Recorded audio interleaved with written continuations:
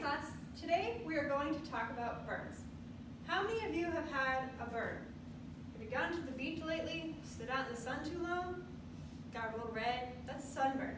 What about if you were cooking bacon and that bacon splattered up on you? Those little spots of red, that's a burn. So, let's not get burned by our funny remarks, and let's get started. Our first degree burns are very minor burns. They're kind of like a sunburn.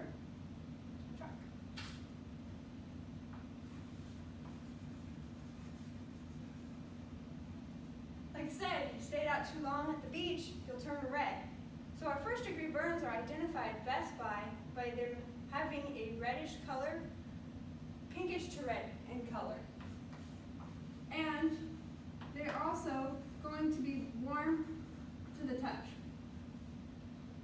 Our first degree burns, like I said, are very minor burns, and you probably don't need to go to the emergency room for these. Our second degree and our third degrees are more severe. One identifying way of figuring out a second degree burn is if the burn has a blister. A burn can have a blister and you might not know it at first because it has been popped. That means there's no fluid underneath the skin. So you want to make sure that if the blister has been popped, you're going to treat it differently, which we're going to talk about different later. Also with our second degree burns, they're going to be pink and red in color as well as being hot in the touch. Our third degree burns are the most severe burns that we have. They're the most severe because they burn through so many tissues. They burn through the skin and the nerves. Because they're burning through those nerves, a third degree burn might not have any pain.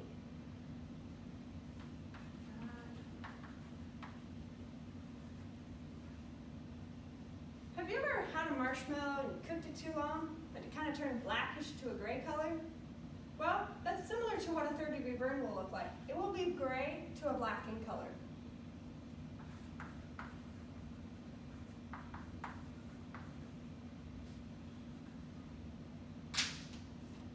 So, let's recap. On our first degree burns, like I said, they're like your sunburns. Our second degree burns are going to have a blister. That is your identifying factor of a second degree burn. Your third degree burns, the identifying factor is if it is black or if you can see through many layers. So, let's test your knowledge with quiz time. Can you identify what type of burn this is? Sam?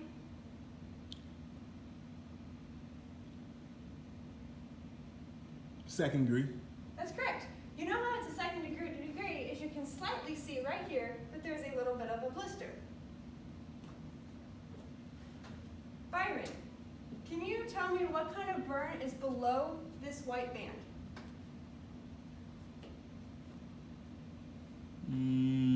Third degree? Not quite. Does Nathaniel want to give him a help? First degree. Yeah, that's correct. Nathaniel, can you explain to me why you think this one is a first degree, not the third degree? It doesn't go past the first layer of skin. That's one way of identifying it. Another way is because there's no blisters and it's just a pink in color. Edward, can you tell me what this one is? I know it's a little bit gross. Do you know what kind of burn this is? That's definitely a third degree burn. That's correct. So now that we know how to identify, let's learn about the treatment of burns.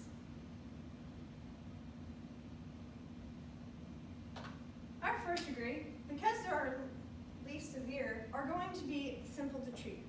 You are never going to want to apply ointment to a first degree burn. The reason being is because if you ended up needing to go to the hospital, those doctors are going to have to remove that ointment before they can treat the burn.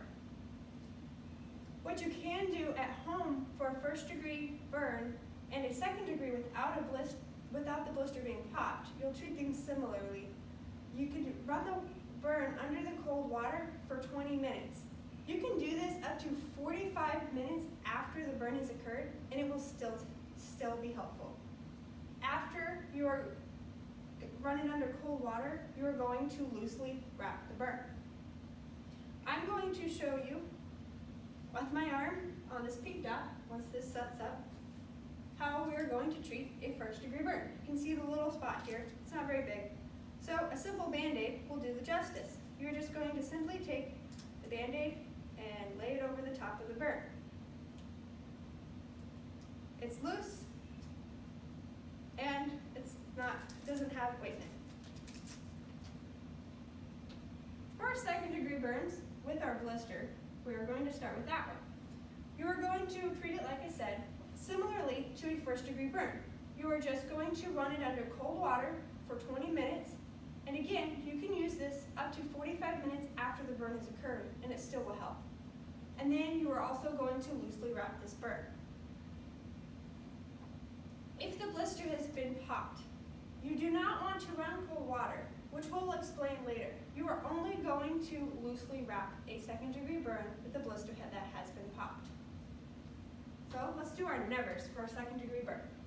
If you're either way, if the blister has been popped or still intact, you are not going to apply ointment.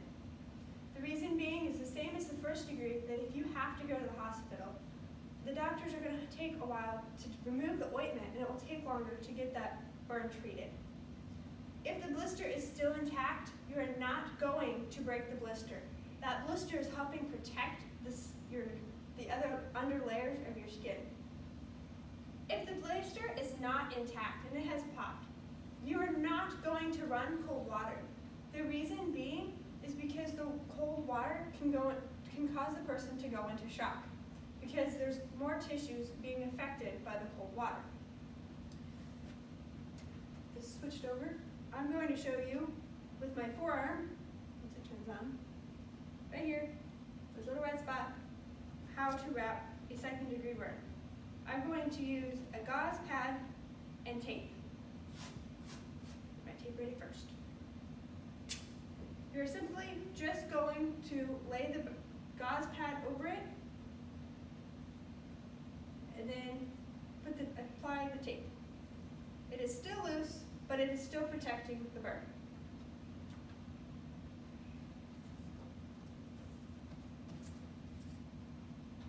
For our third-degree burns, because they are most severe, they're going to most likely be taken to the hospital. This being, you are not going to apply ointment, just like with the other ones, because it's harder to remove the ointment. You are also not going to apply cold water, similarly to the second-degree burn with the blister that has been popped. The reason being is because the more tissues that are showing and the more cold water that touches it can make the person's body go into shock. With a third-degree burn, a person's body might go into shock whether you put cold water or not. That's why you should be taking them to the emergency room. And then for the third-degree burn, you're just going to loosely wrap the burn and then get the person to the hospital if need be. I'm going to show you how to wrap a third-degree burn with using my hand. I'm using my hand for this third degree. You can see it with the black marker. I'm using my hand because you're going to wrap it differently like you would than any other body part.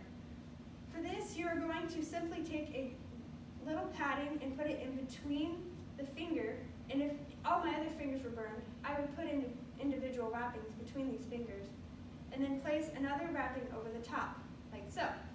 And then I'm just going to simply tape it on.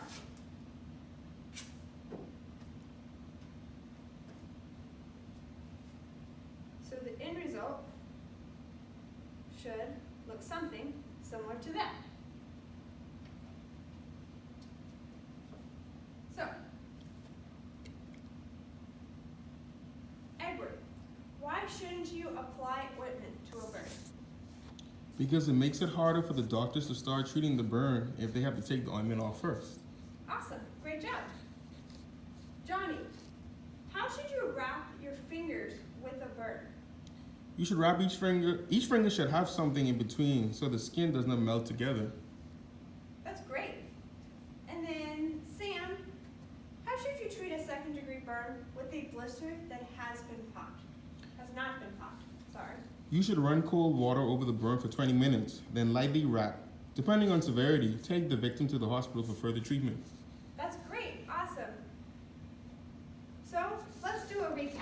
Our first degree burns are your sunburns. They are the least severe. So you're going to just simply run cold water and wrap them. For the second degree, because they're a little bit more severe, you're going to take a little bit more time to treat these burns. You're going to still run the 20, for the blister that hasn't been popped, you're going to still run it under cold water and loosely wrap it. And if the blister has been popped, you're just going to simply wrap it. And for the third degree burns, because they're the most severe, you should be taking the patient to the emergency room, as well as just simply loosely wrapping these burns. For your homework assignment this week, I want you to read Proverbs 20, verse 1, and Proverbs 31, verse 4 for the upcoming reading quiz. Verse quiz, and then also review pages 26 to 41. Does anybody have any questions? If not, then you guys are dismissed. I didn't make 12.